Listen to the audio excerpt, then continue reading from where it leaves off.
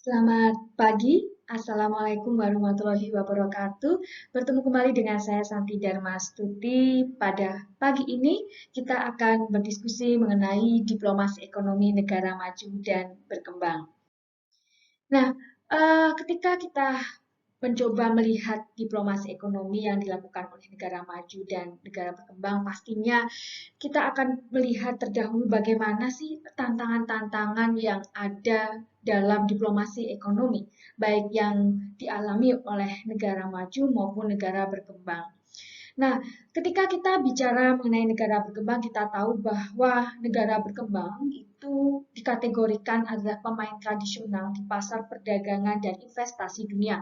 Walaupun kita tahu untuk Brasil, China, dan India ini menjadi negara yang saat ini memang pertumbuhan ekonominya cukup baik ya, sangat baik, bahkan mulai melakukan ekspansi ke beberapa negara dan bagaimana negara-negara ini secara aktif di dalam melakukan diplomasi ekonomi.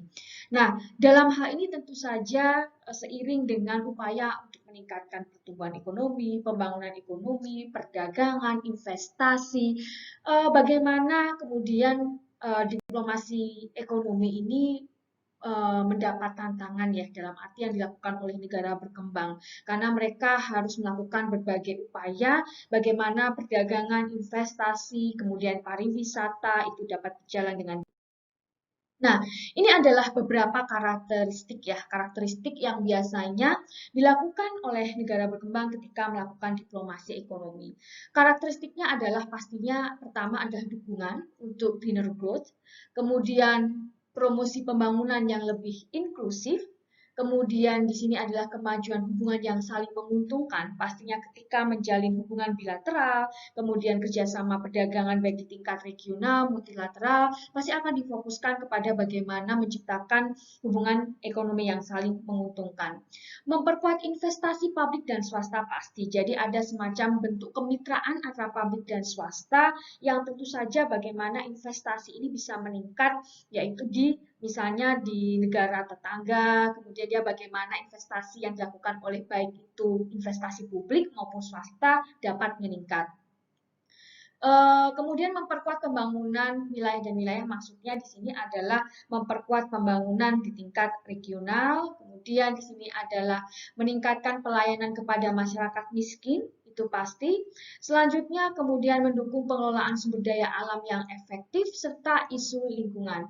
Jadi ini adalah beberapa karakteristik yang terdapat di dalam diplomasi ekonomi yang dilakukan oleh negara kembang.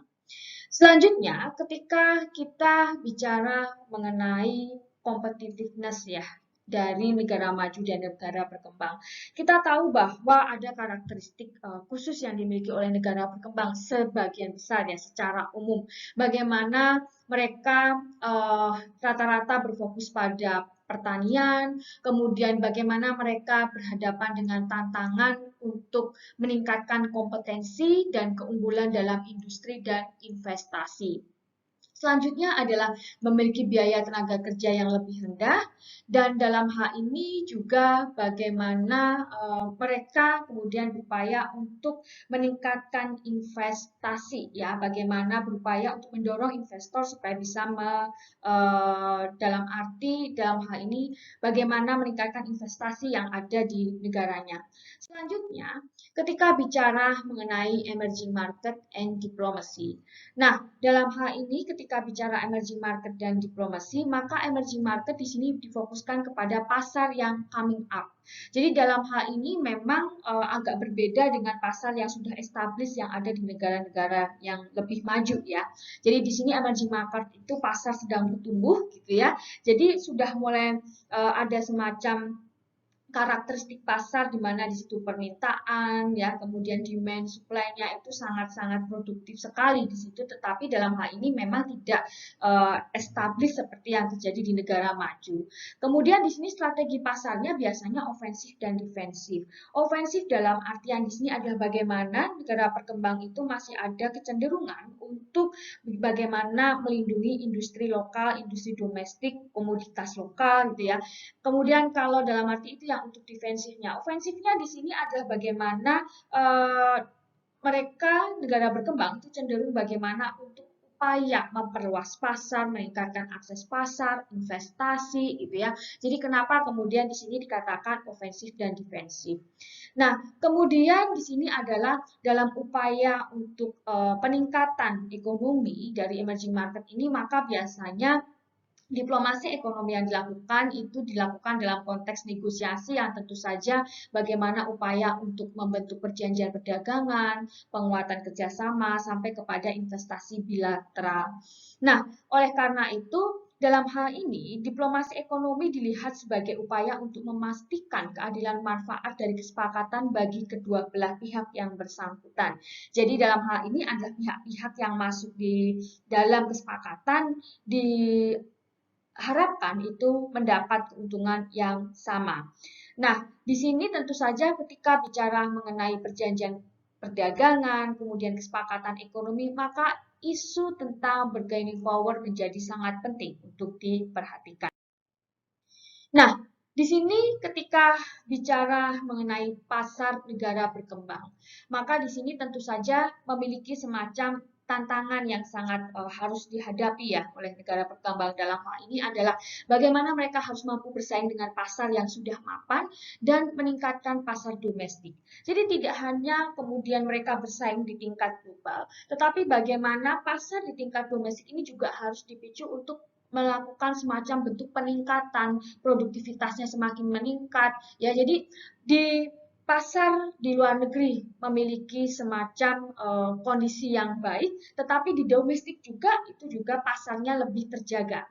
Nah, dalam hal ini tentu saja kebijakan dan strategi perdagangan luar negeri negara berkembang tidak harus sejalan dengan ekonomi yang sudah mapan. Jadi dalam hal ini terkadang negara berkembang juga mengambil semacam inisiatif kebijakan yang tentu tidak selalu sama dengan kebijakan yang diambil oleh negara maju. Dalam hal ini tentu saja mereka akan mengadopsi kebijakan untuk memenuhi kebutuhan pasar. Dalam hal ini juga mereka berupaya akan menjadi pemain aktif di pasar. Tetapi ketika secara negara berkembang itu bisa aktif di dalam pasar, maka mereka harus mengikuti aturan dan regulasi yang ada di pasar. Nah, di sini juga tentu saja bagaimana karena negara berkembang itu masih membutuhkan investor, maka bagaimana negara berkembang ini juga berupaya untuk mengembangkan kepercayaan bagi investor di pasar melalui regulasi yang ada. Nah, ketika bicara mengenai international framework, jadi dalam hal ini ketika bicara mengenai international framework pastinya adanya kebijakan-kebijakan di tingkat global ya, kebijakan di tingkat global itu memberikan semacam informasi tentang perkembangan ekonomi internasional, guidance di dalam melakukan pembuatan kebijakan di tingkat domestik ya. Jadi dalam hal ini misalnya contohnya ketika negara berkembang ikut serta di dalam keanggotaan satu badan atau forum gitu ya di tingkat regional maupun di multilateral misalnya, tentu saja ini akan memberikan informasi terkait isu-isu baru yang berkembang itu apa. Jadi dalam hal ini tentu saja dengan adanya isu-isu baru ini akan mendorong negara-negara berkembang untuk ikut serta berpartisipasi dan bisa menyesuaikan dengan perkembangan isu yang ada. Nah, ini adalah bilateral promotion. Nah, ketika bicara bilateral promotion, pastinya bagaimana bilateral promotion ini memang difokuskan kepada untuk ekspor dan investasi. Itu yang menjadi prioritas bagi negara berkembang. Nah, dalam hal ini ketika bicara promosi perdagangan, misalnya dalam hal ini pastinya negara berkembang harus menentukan sasaran ya, pasar dari pasar sasarannya yang mana, kemudian bagaimana kemudian pola dari ekspor impor dengan negara yang menjadi sasaran. Jadi itu harus dipetakan. Dan tentu saja bagaimana pemetaan tidak hanya pasar tetapi juga komoditas yang harus dipetakan oleh negara berkembang. Tentu saja ketika bicara promosi maka di sini salah satunya juga bisa melalui partisipasi dalam pameran dagang, ada semacam buyer and seller meets. Kemudian ada juga promosi investasi ya, promosi investasi. Kemudian di sini juga melibatkan ada dua metode ya, ada ekstensif dan intensif di sini ya. Jadi bagaimana kalau yang ekstensif tentu saja menciptakan catchment yang lebih luas ya dari calon investor. Sedangkan kalau yang intensif maka di sini lebih kepada penentuan dari prioritas, identifikasi kebijakan. Selanjutnya, ketika bicara mengenai managing aid ya, jadi tentu saja negara berkembang itu juga dihadapkan pada tantangan gitu ya, supaya pengelola bantuan dengan lebih baik ya. Jadi dalam hal ini, bagaimana negara berkembang dapat memaksimalkan bantuan yang didapatkan dan menggunakannya secara efisien. Kemudian tourism dan travel ini juga merupakan salah satu bagian dari diplomasi ekonomi. Jadi bagaimana negara berkembang begitu ikut serta untuk meningkatkan pariwisata ya, bagaimana meningkatkan pariwisata, kemudian meningkatkan nation branding dan sebagainya. Itu adalah berbagai aspek yang ada di diplomasi ekonomi yang dilakukan oleh negara berkembang. Nah, ini adalah untuk yang developed countries ya. Kalau bicara developed countries, pastinya di sini akan ada beberapa hal yang dilakukan ya. Di sini adalah promotion of economic partnership, bagaimana negara-negara maju juga secara aktif mempromosikan bentuk-bentuk partnership ekonomi dengan negara-negara mitra, baik itu sesama negara maju maupun negara berkembang. Bagaimana mereka fokus juga kepada bagaimana mengaplikasikan dari liberalisasi ya perdagangan di tingkat multilateral melalui WTO. Kemudian mereka juga fokus pada isu energi, kemudian sumber-sumber mineral ya, kemudian sampai kepada food security. Selanjutnya juga pasti kita tahu bagaimana negara maju sekarang juga fokus ya kepada bagaimana regulasi-regulasi impor terkait dengan perikanan, komoditas kehutanan sampai dengan pertanian. Jadi ini adalah berbagai isu yang tentu saja menjadi penekanan bagi negara-negara maju. Baik, tadi adalah gambaran umum ya mengenai bagaimana fokus dari diplomasi ekonomi yang dilakukan oleh negara maju dan negara berkembang. Nanti kita akan berdiskusi lebih lanjut pada pertemuan di kelas. Kita akan coba lihat dari beberapa kasus diplomasi ekonomi yang dilakukan oleh negara-negara maju dan negara berkembang. Baik, terima kasih atas perhatiannya. Wassalamualaikum warahmatullahi wabarakatuh.